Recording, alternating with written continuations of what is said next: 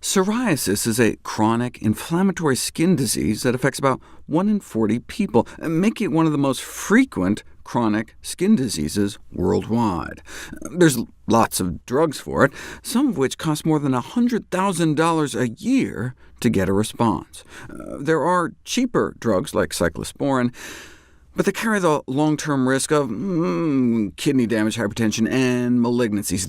The drug can cause cancer, kidney toxicity in more than 50% of the patients treated long-term, and in terms of malignancies, up to 42 times the rate of cancer. And it doesn't even work that well, keeping the disease at bay in little more than half of patients over a 4-month period. There's got to be a better way. What about plants, topical botanical agents for the treatment of psoriasis? Well, aloe vera gel is said to possess anti-inflammatory, anti-itching, and wound-healing properties. Yeah, but as I described before, when it was put to the test for wound healing, it actually made things worse.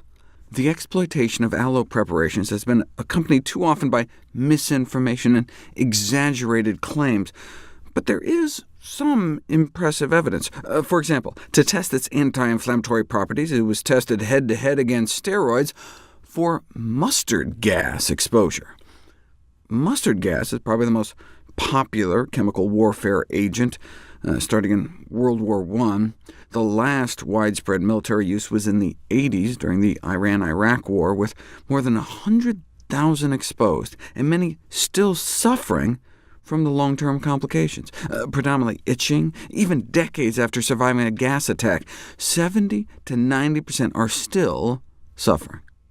Topical steroids are the most frequently administered medications, and they help, but long-term use is not recommended and is associated with a variety of side effects. Therefore, how about safer agents like aloe vera?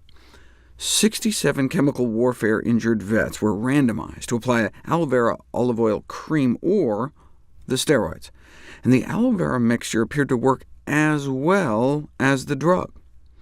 OK, well then let's give it a try for the management of psoriasis.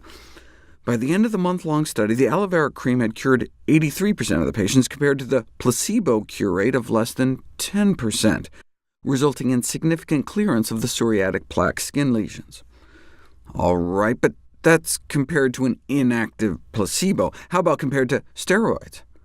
Aloe was found to be more effective in reducing the clinical symptoms, like taking this nasty belly button and clearing the itchy, scaly rash away. Here's another beautiful sequence of before and after pictures, but in this case, this may have very well been the placebo treatment. In this double-blind, placebo-controlled study of a commercial aloe vera gel in the treatment of slight to moderate psoriasis, things got better in 70% of the aloe-treated sites, but 80% of the placebo-treated areas improved. The placebo beat out the aloe. The high response rate of the placebo gel indicated a possible effect in its own right. The placebo was just basically xanthan gum and water, and they were like, hey, instead of aloe failing, maybe xanthan gum just works too? All in all, the results on the effectiveness of aloe vera for psoriasis are contradictory, but applying it on the skin appears safe, so I figure, why not give it a try?